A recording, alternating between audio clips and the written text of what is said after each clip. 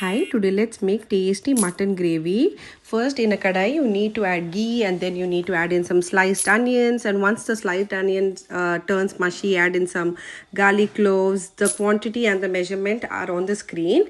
And then goes in some cumin seeds and then goes in some peppercorns. And then you need to add in some cashews, dry red chilies, and grated coconut. Each and every ingredient needs to be mixed and tossed really very well with the ghee, and then you need to add in grated coconut. Once all these ingredients are fried really very well, switch off the gas and add in tomatoes and let the ingredients cool aside.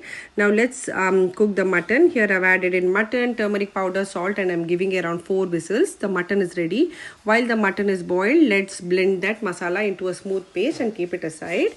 Now in a kadai, I've added again ghee, then I've added in cumin seeds and whole garam masala. The ingredients are on the screen, and then I've added in some sliced onions and giving it a good mix. Once the onions have turned slightly mushy, I'm adding in the cooked mutton.